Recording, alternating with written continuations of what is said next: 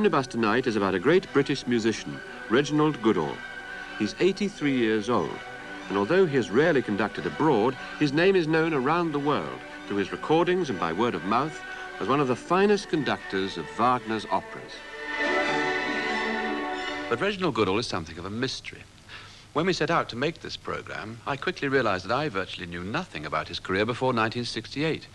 In that year, he hit the musical headlines for the first time as the inspirer and conductor of an epoch-making production of The Master Singers by Wagner at Sadler's Wells, the old opera in Rosebery Avenue. And then he followed that up when the Wells was transformed into the English National Opera, doing the complete cycle of The Ring in English in the early 1970s. And it was unforgettable for those who were there. But I learnt later that already back in 1945, Reginald Goodall had conducted the world premiere of Britain's Peter Grimes. It was a huge success. Afterwards, he went to work at the new Covent Garden Opera Company. And the rest was virtually silence as far as the general opera-loving public was concerned.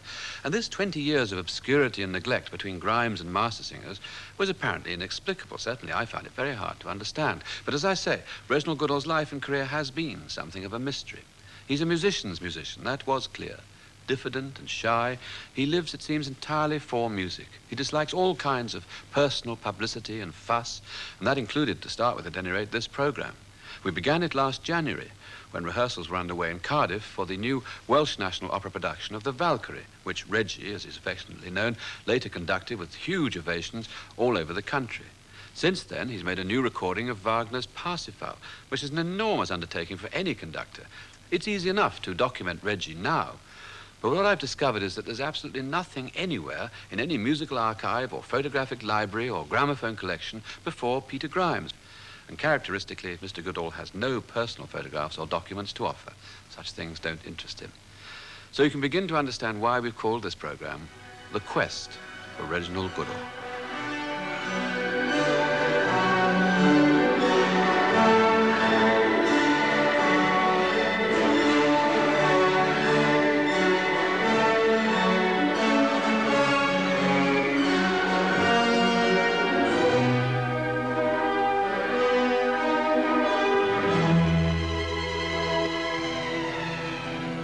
It may seem unbelievable that this frail little man can dominate the rampant forces of a mighty Wagnerian orchestra. But before this first full rehearsal, there have been separate rehearsals with each section of the orchestra, so already every player knows exactly what Reggie wants and is inspired to give it to him.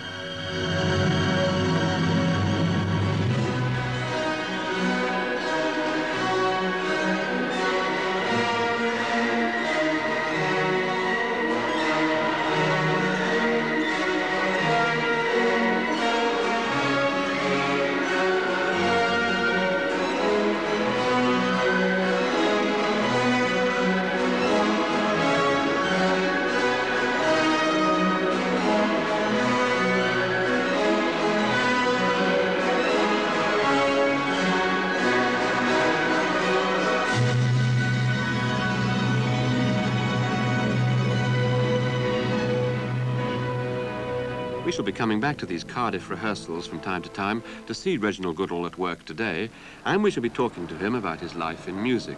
But the first part of our quest takes us to meet somebody who knew him over 50 years ago.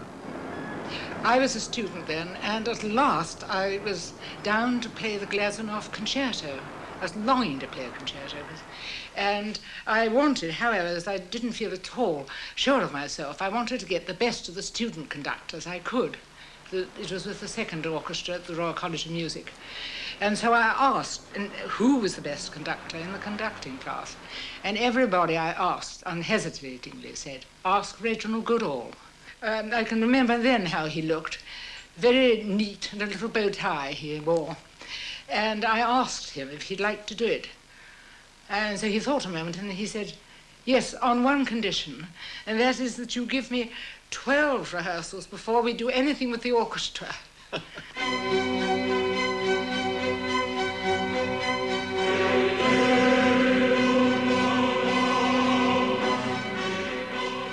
Our quest led us next to a Victorian church in central London. Here, Bruckner's Te Deum received its first ever performance in Britain under the baton of Reginald Goodall. St Albans, near High Holborn, is very high Anglican, Badly bombed in the war, it's blessed with a fine tradition for church music and for ritual. Reginald Goodall himself had converted to Catholicism, and he found the place congenial, particularly as his musical studies in Vienna had given him a taste for the masses of Haydn and Schubert and indeed Bruckner, which he conducted here on feast days, as well as performing his regular duties as choirmaster and organist. I think the thing that Goodall did was to give a tremendous lift to the sort of standard that we had here.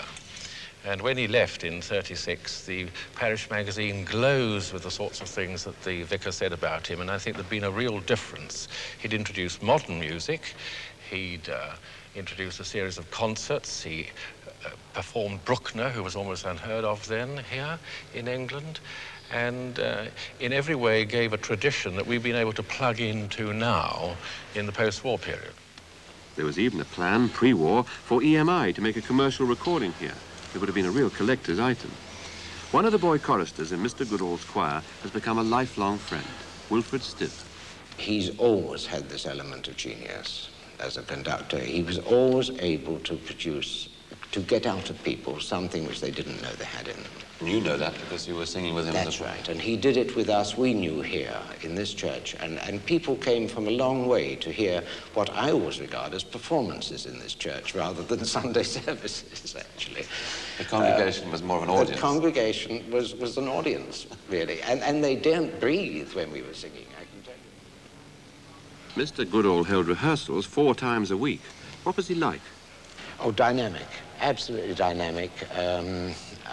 A musical volcano, absolutely, which still exists today, I may say, but it doesn't erupt so often.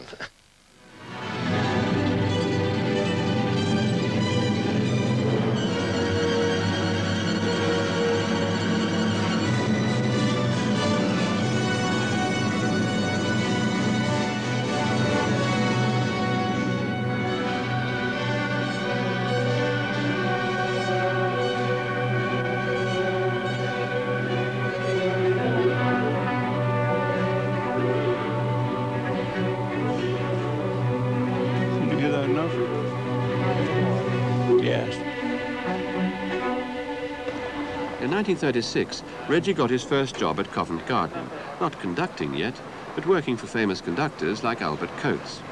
He also did freelance work as an organist and as a chorus master, sometimes assisting Dr. Malcolm Sargent.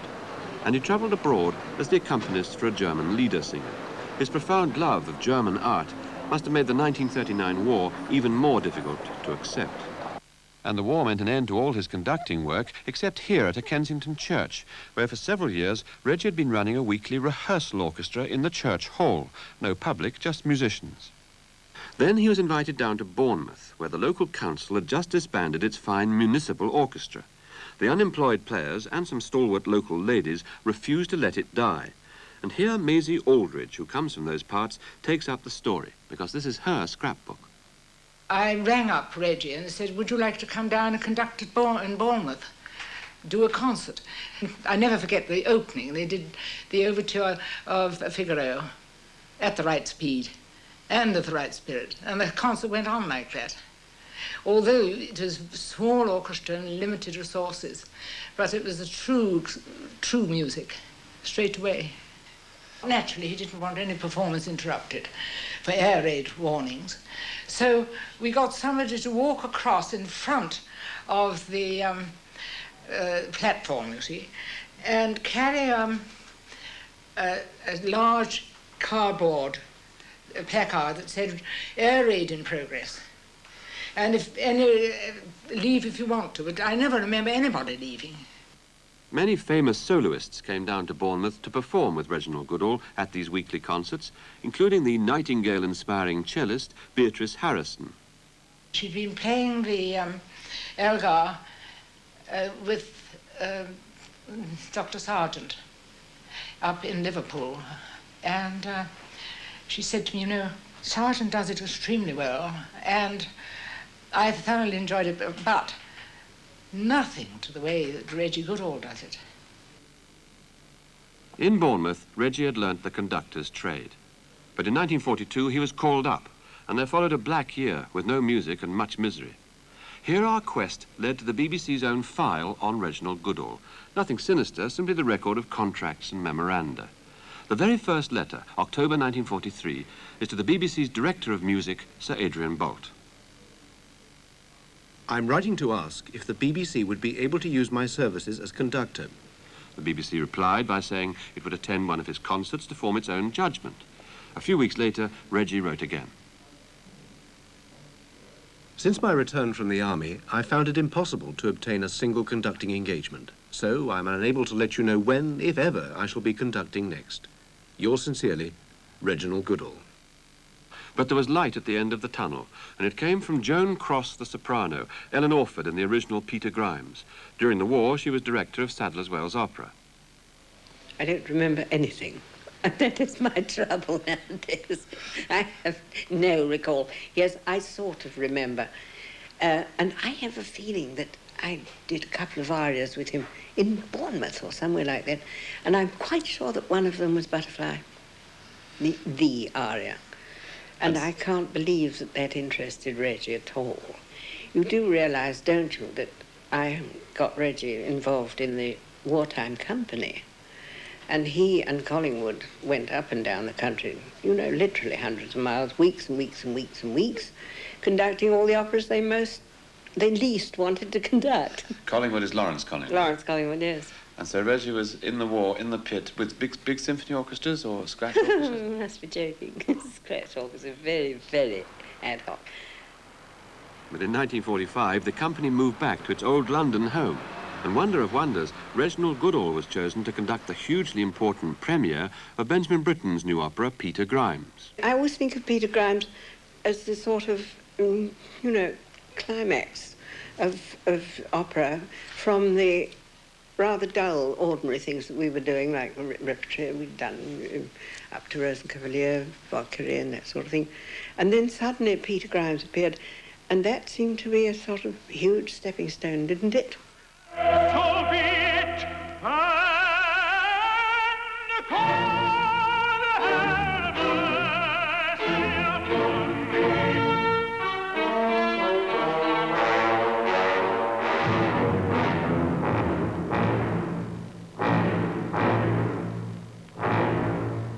and I'm sure he would have been just sticking his nose in the score.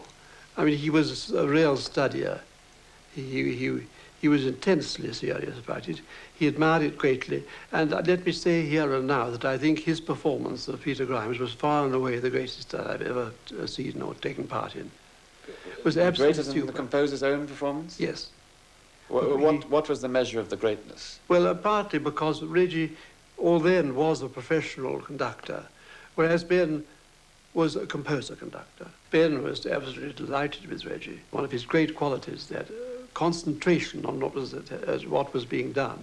Okay. And it was that came into the performance of his Grimes, Peter Grimes.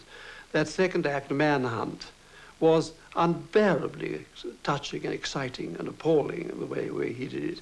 And again, I say, it's never been done like that.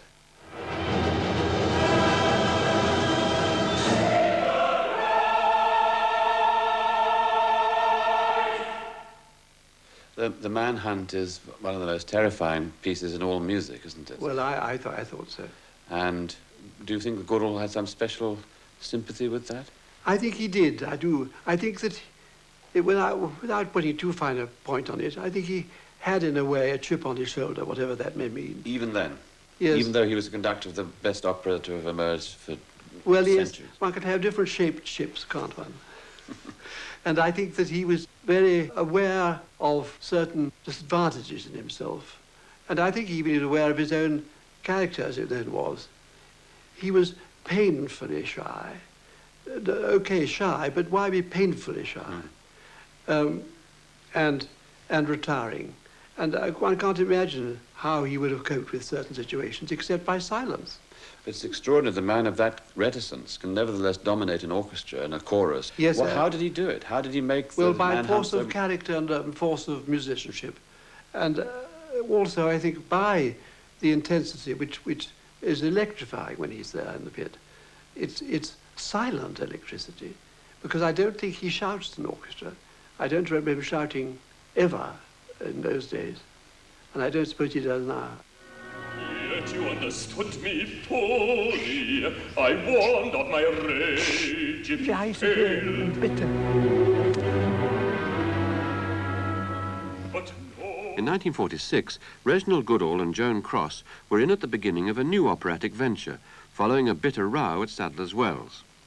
I left because there was this terrible schmozzle about Peter Grimes, and Peter, Ben and I felt we really had enough of it. And that was the beginning of the English opera group, you see, because Ben was saddened by the attitude of the chorus mostly, who didn't like his music. They found it difficult and they had no faith in it. And this, I think, used to rile Reggie pretty much. He couldn't understand anybody not understanding Ben's music, because he had total understanding of it, I think. See how lust hides itself. It stands like a sentinel, then moves with stealth. The pity is that sin has so much grace. It moves like virtue. Back, Tarquinius! And now our quest leads us to one of the most influential figures of post-war British opera, the Earl of Harwood, an early admirer of Benjamin Britten's operas. I went about half a dozen times in those early performances. I fell totally for the Rape of Lucretia and the magic of that chamber orchestra and those good surroundings. Had a lovely cast. And I certainly remember Reggie conducting it then. It must have been a great sadness to find Reginald Goodall moving away from the centre of things. Perhaps you weren't aware of it at that time. Well, no, because almost immediately after that, he moved to Covent Garden, and that looked to be very much the centre of things. He had a great deal of conducting there, not always on the most exalted level, shall we say, and I think he would be the first to say it, and in retrospect, of course, a rather badly chosen repertory. He did conduct Grimes there early on, but he conducted a great many Traviatas and Trovatores, and he didn't like them. And that probably showed. One didn't know that, but it probably showed. But I remember David Webster saying, we must find something for Reg. You always refer to him as Reg for some reason. We must find something for Reg. What about Wozzeck? And I said, well, it must be the right world for him. Because he said he doesn't like much of the Italian work, which he was asked to conduct. And I remember Reggie borrowed my recording of Wozzeck to see what he thought it sounded like with Metropolis. And it came back in a state that I now discover is habitual for recordings lent to Reggie, which was scarred.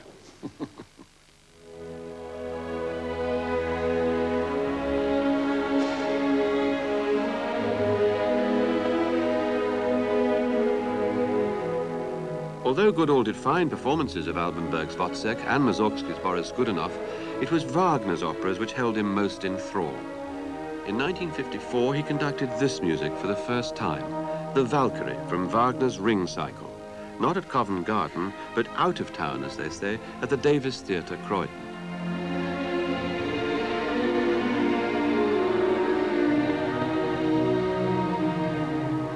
The young music critic Andrew Porter covered the occasion for Opera magazine.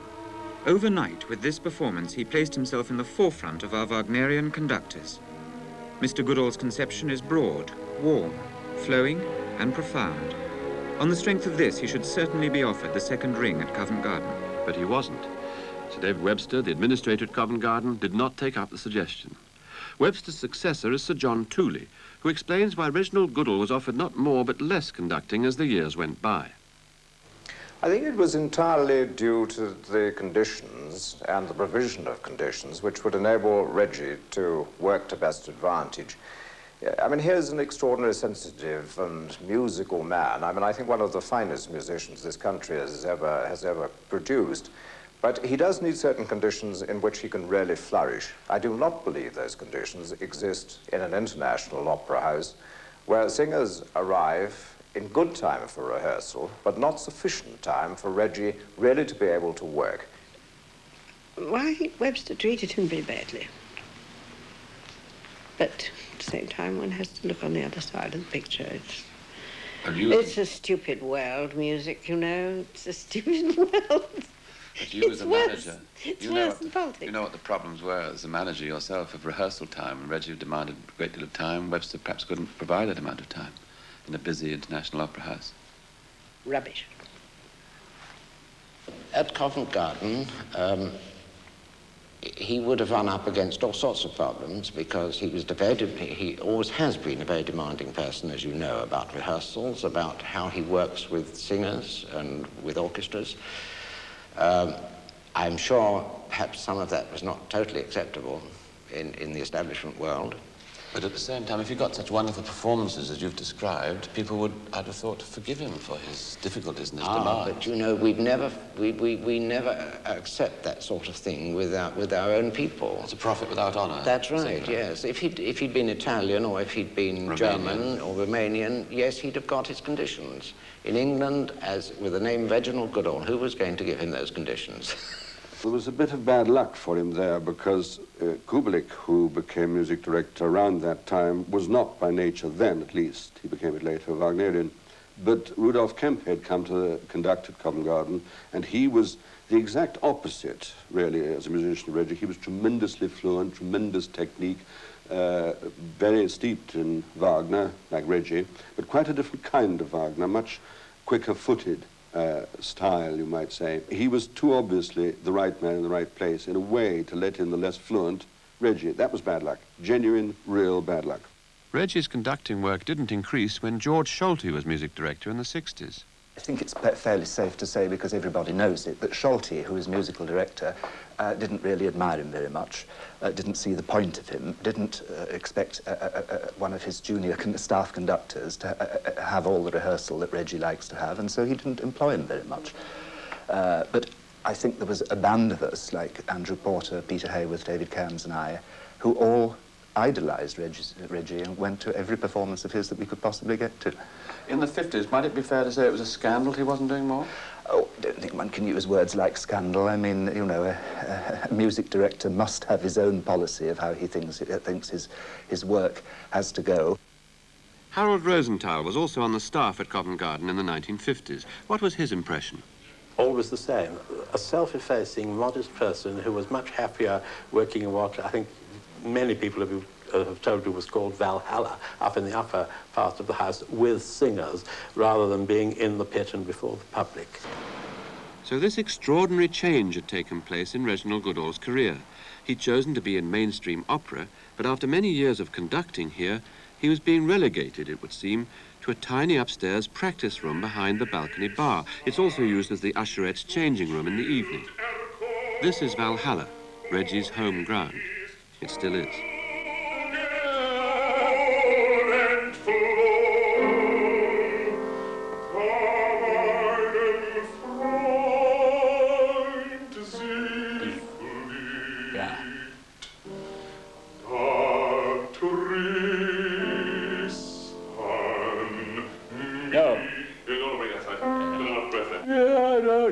That sort of C string you have, and you got a nice C string.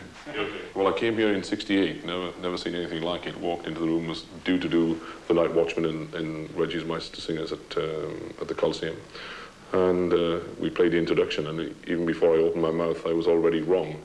And I think that really goes to show what his music's about. I mean, you can't even be wrong before you begin to sing. And what was it he wanted you to do that you weren't doing? Well, one wasn't poised to get out the way that he wanted it, the delivery, the intensity, the idea.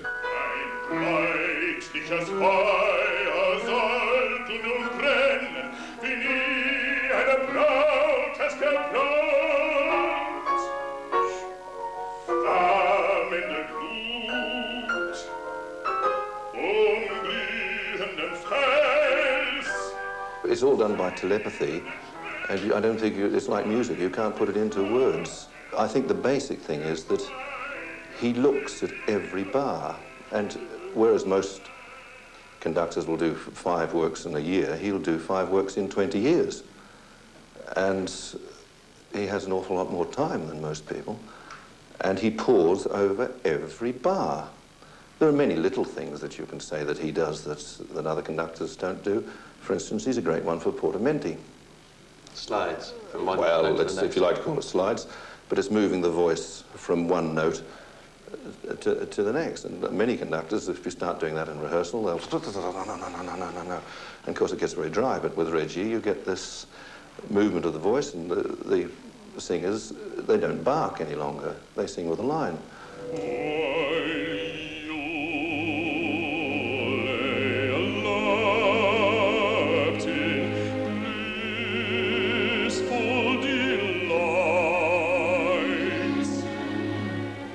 Many years on from Donald McIntyre, Reginald Goodall is conducting and coaching a new Wotan, the young Welsh baritone Philip Jogg.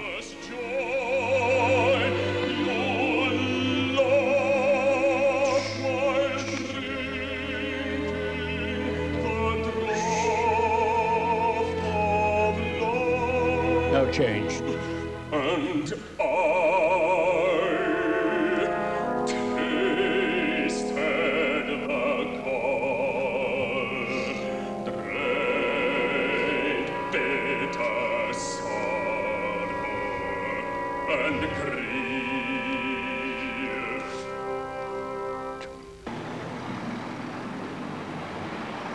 If you had been an average opera goer at any time before 1968, you probably wouldn't even have known the name Reginald Goodall.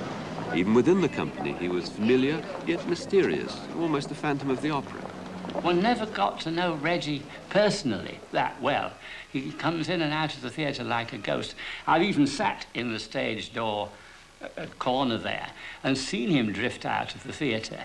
And no one on the stage door has seen him go. And people have come and inquired, or seen him come in, and people have come and inquired and said, is Reggie in? No, he's not in today. And I know he's been in and out. Reggie was then moved, some years later, to the usherette's cloakroom, which I think you've already seen, right up at the top. And when he first went there, it was fairly Spartan. And the window up above him, the great skylight above, didn't fit very well. we were up there one day and it started to snow, and he sat at the piano with snow drifting down past the end of his nose between him and the score. Completely oblivious. Oh, we never saw it at all. Never noticed. On the day Omnibus visited the Royal Opera, a little gathering of Covent Garden veterans was organised. Come in, Reggie! Join the tea party! Join the tea party! Reggie, this is just a little group of the people that you know, and we would love you to have a cup of tea with us. And this is the only way we can say thank you to you for many, many years. It's not often we see you in this house, you see. And therefore, we would like you to sit down here, you know. Reggie, dear Reggie. Nobody told me about this. I know, we didn't intend. Dear Reggie, bless you. Thank you for your lovely pupil. Oh, thank you. Sit down. Thank you, Coco. Thank you. Give me a cup of tea. I'm a good waiter. Most of us here are so grateful, Reggie, for the coaching with you in those early days, especially in the Wagner. And, you know, I remember the Valkyries all came to you to be coached. And I know when I came to learn my part, I'd be singing away, trying to memorize it, and Reggie would say, stop, listen. And he'd play a diminished seventh, and he'd caress the keys and pause and purr for about 2 or 3 minutes. And I used to think, oh, Reggie, get on, I want to learn my part, I shall never know it. What about the early days? Pretty awful. I've learned a lot of wisdom. When we all worked with you in various places. Oh, yes. In this theatre where there was such a lack of rehearsal rooms. Do you remember? Yes, Bedford box and stuff. Oh, yes. Great standby. And they put a loo in there now, haven't they? And Well, there always was a loo. Then, you know that. was there? Oh, yes, there was, yes. It was a vintage one. It's probably a valuable antique. So now we have some sort of picture of Reggie in his Covent Garden era. And having watched him at work and heard about him from his colleagues, it's time to meet him face to face, as it were, before we bring his story up to date with the Wagner triumphs of his wonderful Indian summer. To start with, the interview was rather hard going. When did you decide to become a musician?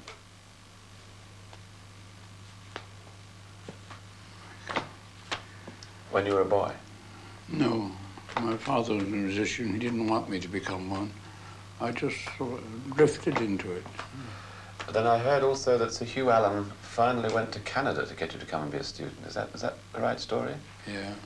Because he was a marvellous influence on so many musicians and guiding people's careers. You were at the Royal College when he was... Was he principal of the Royal College when you were at a student there? Was he a what? Hugh Allen, was he in charge of the Royal Yes, College? yes. If you're drifting, you can't really drift into the Royal College. You've got to have some talent already, haven't you? So were you at that time thinking to be an organist or a conductor or a pianist or what? Organist, I think. Pianist and organist. But accompanist. It was a sticky start, and the conversation didn't pick up until I mentioned Benjamin Britten, 11 years younger than Reggie. Well, he was at college when I was there, and I may have been introduced to him. And he showed me a little Te Deum he'd written. I wanted to know if my choir would like to do it, and I said yes, and we did it at an Iris LeMaire concerts which he had in Ladbroke Grove. What was Ben like in those days? Oh, a charming boy, and he played viola for me in the orchestra. Yes. The Royal College of Music may not have done as much as it should for Benjamin Britten, but it gave Reggie a chance to study conducting professionally, and by the 30s he knew that conducting was his ultimate goal. If you were a student at the college, you were allowed into the rehearsals, which I learnt a lot. And so this really gave you the impetus towards conducting, did it? Studying. Who was the first and most important influence? Would that be Furtwängler? Furtwängler. Well, it fascinated me. It was fluid, very involved in the music. But an architectural design, a concept for Perhaps music? not so much as tempera, but a very wide emotional. When you're studying conducting, do you also study the physical body language which is involved? I mean, would you say that you consciously modeled yourself on one conductor rather than another? No, I don't think one does that. I think one sort of interpretation of those, first of all. But there are people who say that your technique does resemble Furtwängler's in the sense that it takes the last moment before you give the precise moment of attack, that the preparation is very lengthy of the beat.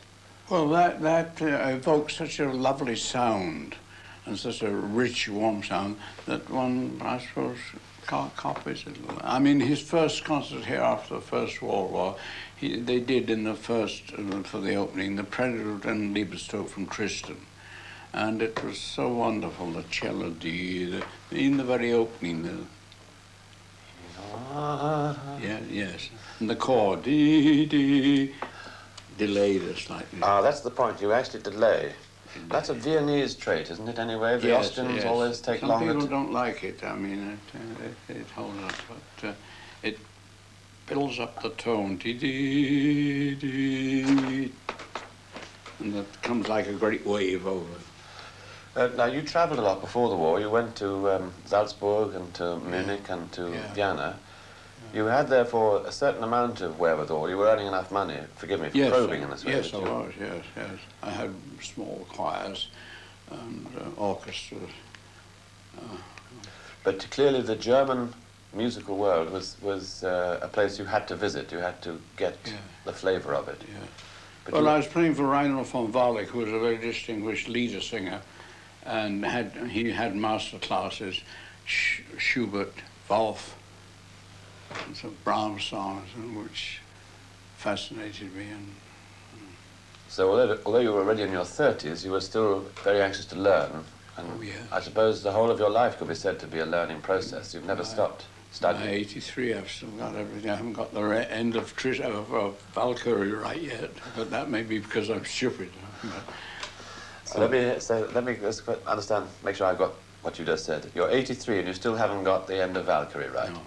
But you conducted it 40 times. Yeah. It shows a lack in me then.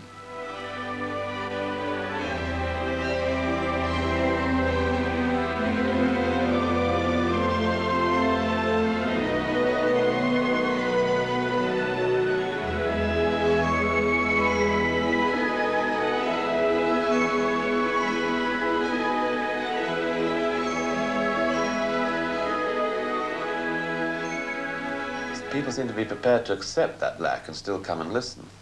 Thank goodness. But your work is never over, is what you're saying, and you're constantly I don't think studying. anybody's is. I think we've all... But in the late 30s, conducting work was very hard to come by, hence Reggie's rehearsal orchestra. That was mostly students from the college and players. We'd play through all the symphonies of Beethoven, Brahms, Sibelius, and play concertos. Any gifted young or anybody that had a solo, the Elgar violin concerto, we'd do it with them. Gave them the chance to play it, to try it out, and gave the players a chance of, gave me the chance of learning the work as well. When the 1939 war broke out, Reggie had no professional work at all, until, that is, the invitation came from the new orchestra in Bournemouth. And I happened to meet the leader, or one of the leaders in Chester's it was, I remember.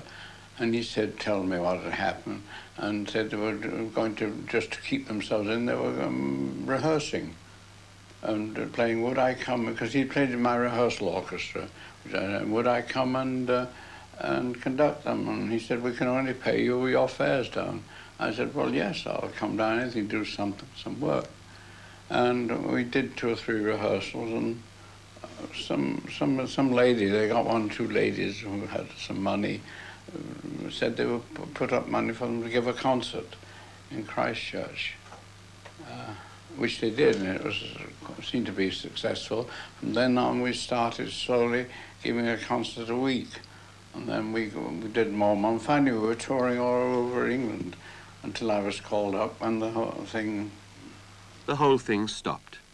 The transition from respected and much-loved conductor to conscripted private soldier was brutal. I asked him if he felt he was helping to win the war. No. What did you have to do? Clean out latrines and dig things, sweep up the... Let me guess, you were in the Royal Army Service Corps? Huh? Were you in the Royal Army Service Corps? No, I forget what they call it. The... Pioneers? No. Doesn't matter, you were in a nasty part of the army. Yeah. Any chance to make music while you were in the army? No, none. You must have felt very wretched. I did. How did you manage to get out?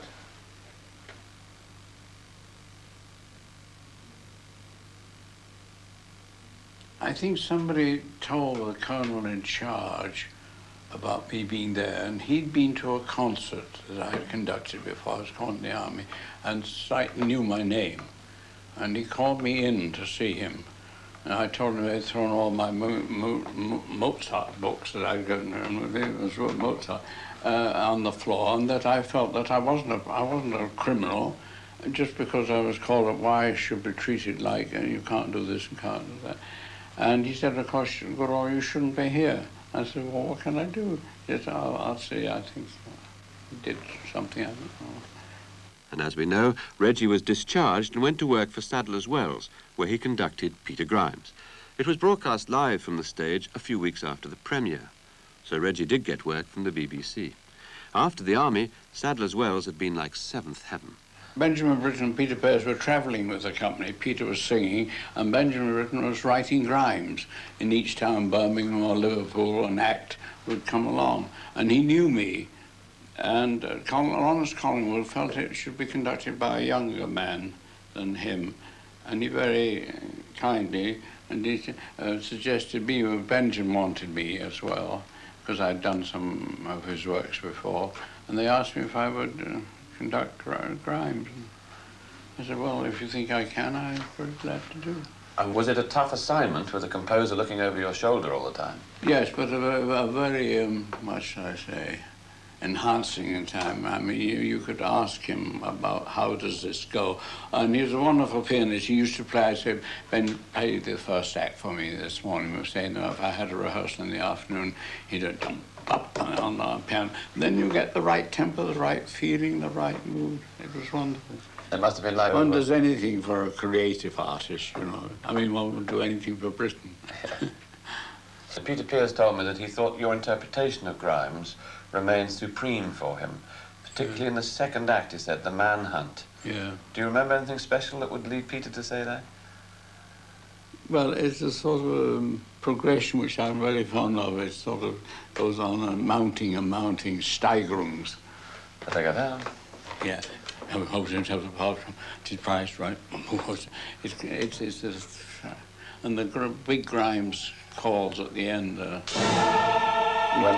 When the chorus waltz comes down to the front, we shout. We timed them exactly, each one a little longer, and dynamically to start at a different level of sonority, so that the last one became a... And there's also the producer, they stepped forward with each one, which gave a shattering effect.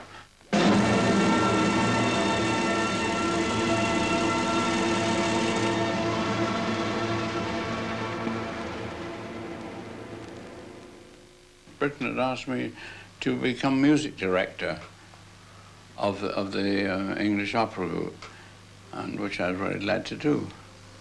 And I'd asked the Sadler's Wells at that time for to be absent during the 3 months in the summer. The idea was for Glyndebourne and the English opera group to join forces. Rudolph Bing, who was head of Glyndebourne at that time, said he wanted to see me before they took them on. And having had an interview with me, he decided I wasn't of sufficient weight and authority to become, and he thought they should have an international conductor, which they did, Ernest Ansermet. And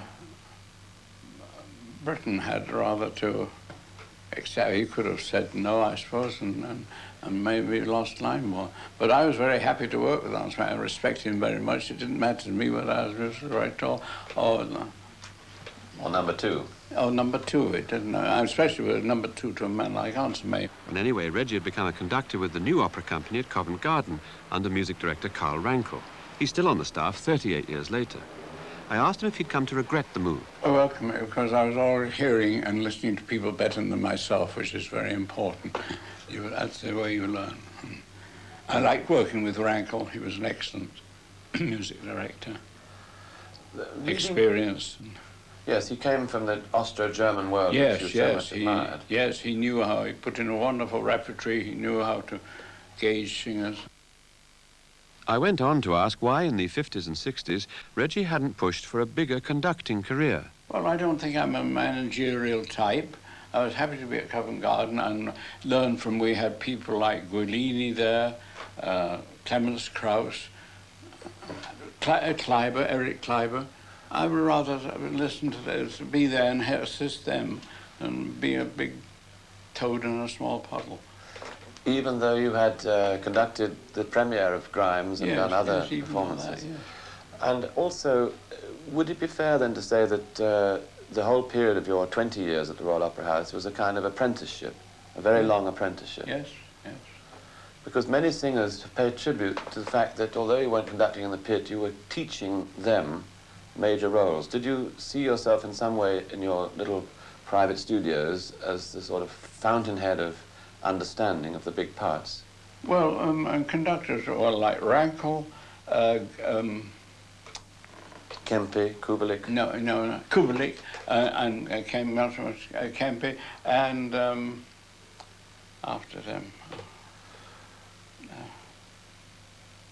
Schulte, wanted to, would accept singers if you prepared them properly and put them in, give them a chance. And so I was very happy to work with singers up in the room there and then see them like Donald McIntyre, David Ward, Gwyneth Jones, see them go on.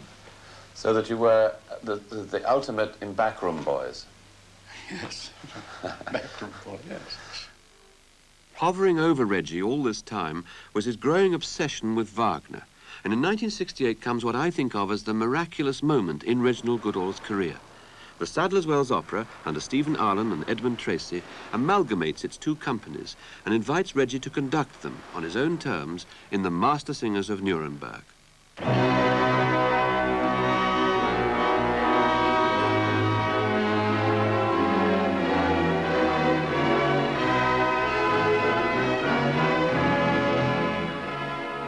It really was an extraordinary occasion, and I remember at the end of Act 2, which of course is a riotous act, as we know, but at the end of Act 2 in Sadler's Wells, when it came back to the night watchman's call, there was absolute magic in the theatre. And I well remember coming out into the foyer, and nobody could speak. Nobody spoke at all. There was silence from the audience. All the hard-bitten critics and professionals and so on all gathered in the foyer for their coffee or their drinks, and people could not speak. It was an extraordinary moment. I remember one evening, you know, just hated the idea of the performance coming to an end. And when it was Act 3, I felt it had taken precisely 5 minutes. You just aren't in contact with the world.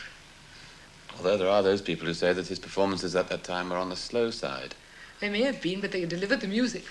The ovation that he received from the audience before he began to conduct the beginning of the C major chord of Master Singers was tremendous. And I consider that to be almost a psychic experience, because he was virtually unknown. There were a few people who knew him, but I'm convinced that most of those people who were so enthusiastic about him before he'd even began had never seen him or heard of him before. He had already communicated something extraordinary. And in fact, I remember one of my colleagues at the Coliseum saying that they were very worried about that first night, because the rehearsal period had been very quiet and withdrawn, and they knew that he had something tremendous, but they didn't know if it was going to come out, and it came out even before he started. I had never heard any of his work before, and I remember I was standing upstairs, and I can remember the very first chord of the overture, because it struck me straight away that this was something so different from the normal type of attack in the sound that I was used to in modern performances of that time. It came from the bass upwards, and Reginald Goodall, after all, was a double bass player. And instead of being a hard attack, it was a warm, rounded coming together of the chord of C major.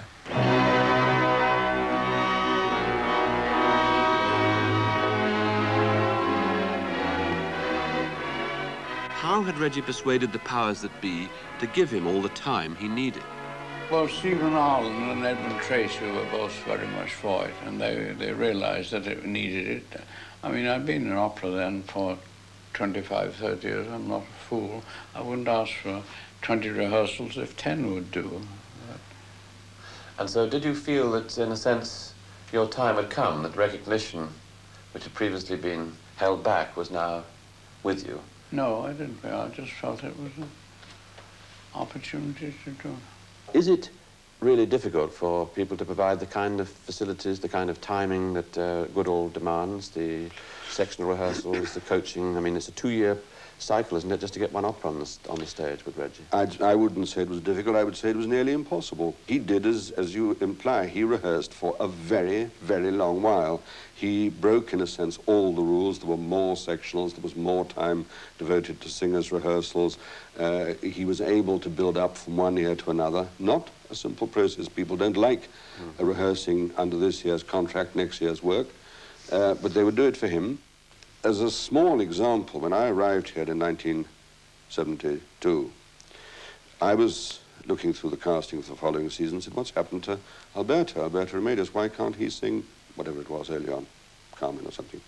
Oh, he's not singing anything before Siegfried, I was told. Siegfried was in, I think, February 73. The season was starting in August 72. And I said, but why not? He said, oh, because he's going to be coached entirely on Siegfried for the whole of the first 6 months of the season. And he was. And he has said to me since that he nearly went mad with the coaching then. He longed to sing something that was kind of easier, that was already in his repertoire, which he could just go out and do. But he didn't sing anything. So when it came to the first night of Siegfried, there was such pent-up energy and such knowledge of Siegfried that the long period of waiting did pay off.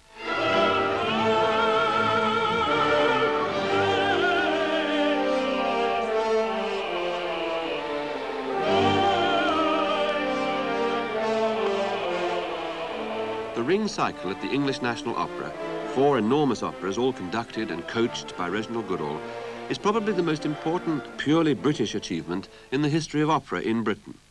And thanks to their best-selling recordings, the whole world can now enjoy the mastery of Goodall's Wagnerian concept.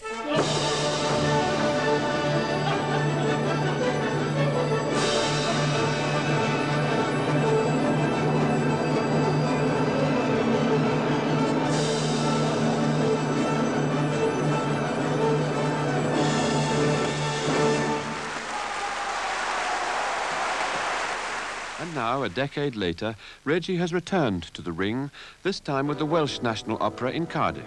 And here we near the end of our quest for Reginald Goodall, watching him at work on the Valkyrie.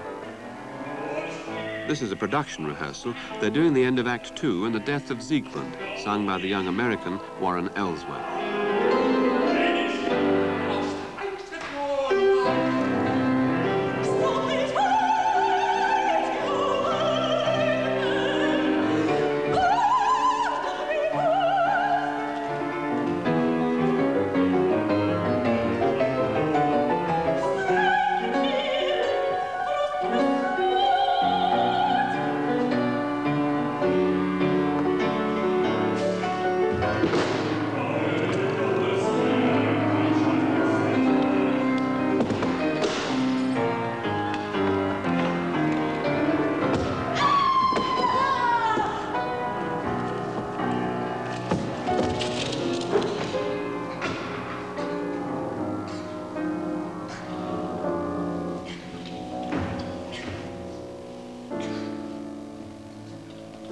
The power of the myth is what some people admire most in Wagner.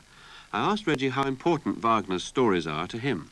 Well, I think he deals with life and the world as we know it. I'm not really a religious man, but I hold religion. I think it's necessary in life. And I think it deals with the fundamental basic things of life. The Ring is finally about love. Without love, the world stops. The Meistersinger is about we must learn to renounce for somebody's happiness. We must have the strength to renounce. The rules are necessary, but emotion necessary. The two must be. What would you say Tristan was about? I don't know.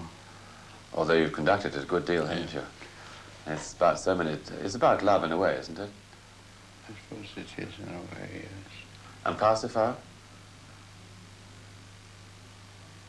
That I don't know.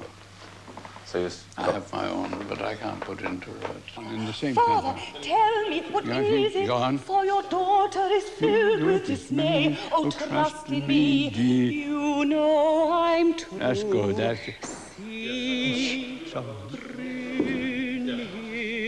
Brünnhilde begs you. Not too much of that. Brünnhilde begs you. Is it? Yeah. See, Yeah. Brünnhilde begs you. Is that right? That's better, isn't it? Yeah. You didn't want a crescendo on C. No. Yeah. Did I do one? See. No. Brünnhilde begs you. The Swedish director, Göran Järvefelt, is doing the entire Ring for the Welsh National. Do what you do. Okay. This is very good. And with her... This is his rehearsal, but Reggie comes to everything. Do you want the tone on who are you say, or sort of a cloudy thing? No, I think I want the words to come. Who are you? This figure appears. Say. She's not dead. It was a little nebulous. I see. Let me try it again. Wagner said to look at her, so he shows he wants a certain sort of. Are you say, who so stern and beauteous appear? Yes, I think that, dear. Don't you? I mean, I think people. Whatever you say. For a true Wagnerian, such as Reggie, Wagner's own opera house at Bayreuth is the shrine. He went as soon as it reopened after the war. And what did you feel when you saw the first opera there? What was it, Parsifal? Parsifal. I was overwhelmed. The beauty of the scenic and the stage, the beauty of the sound of the music, Knappersbusch was conducting, Biel Wagner produced. After our tawdry years of arid, dreary English production, it was like a heaven opening up. Wagner productions pre-war may have been awful, but thanks in no small part to Reggie's vision, British productions of Wagner, and above all British Wagner singers, are now often among the world's best.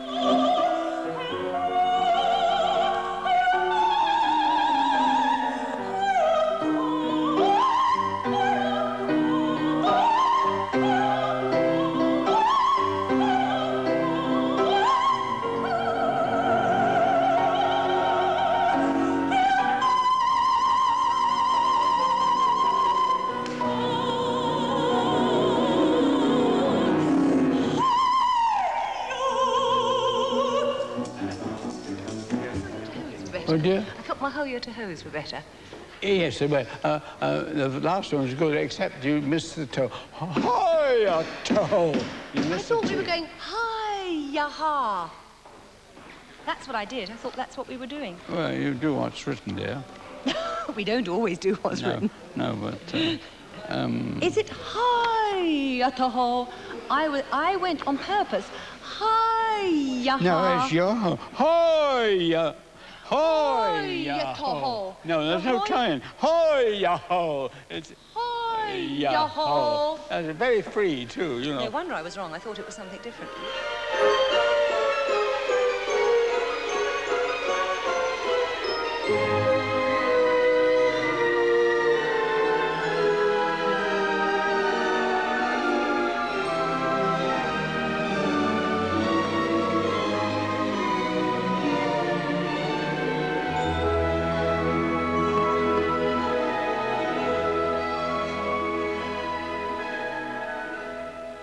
Am I right then in thinking that what you've done with your orchestral conducting in the Ring is to make every player play like a chamber music player as an individual rather than as a band? That's what I like to do, because I find the orchestral players are very intelligent. A lot of them, a lot of them have their full scores by their side, and they know more than you do yourself quite often, which isn't much perhaps, but But I've heard it said that you, for bedtime reading, will read the second clarinet part of the Valkyrie before you go to sleep. Is that true or false? As that, but I've also heard it said that you had a 3-hour rehearsal session, a sectional rehearsal with a triangle player. True or false? no, that's just making a joke.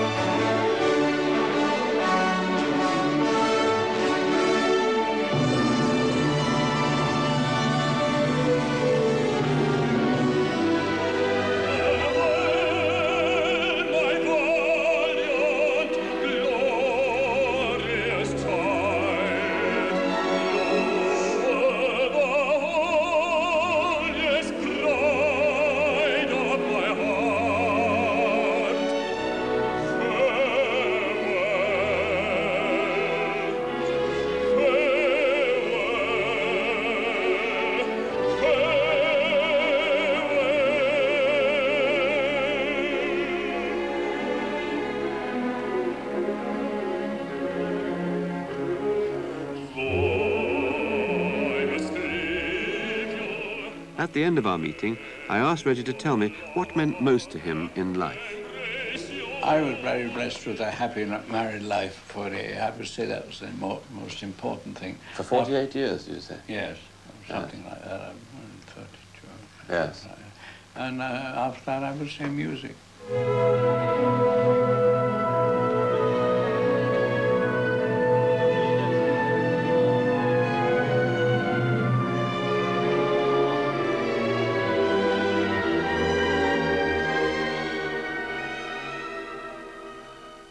Well, I'm nothing grumble. I don't think we're grumble about in life. I think, you know, I think one mustn't demand too much of life.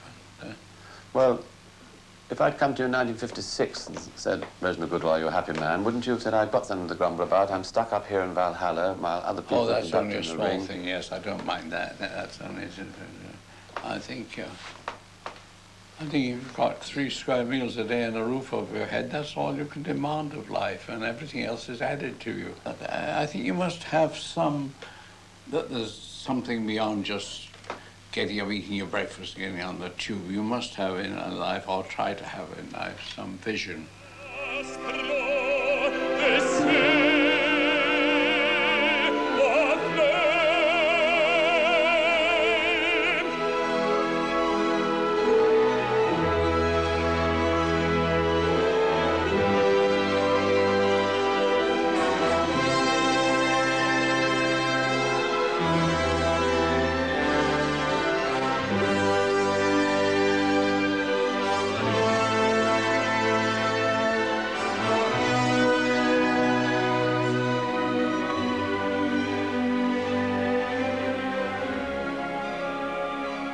communicating a vision of Wagner has been a life work for Reginald Goodall, and we thank him for it from the bottom of the heart.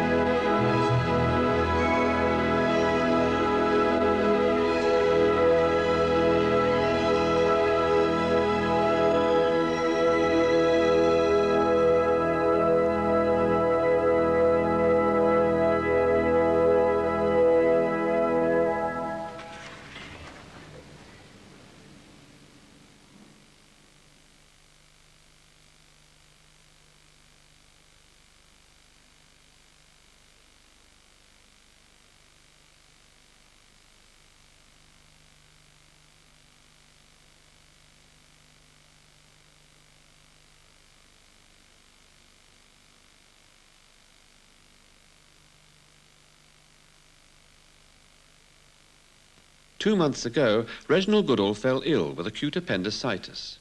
He was obliged to cancel a concert performance of Parsifal, scheduled for the Edinburgh Festival. The good news is that the operation was successful, and Reggie will soon be back at work with the English National Opera, on Wagner, of course.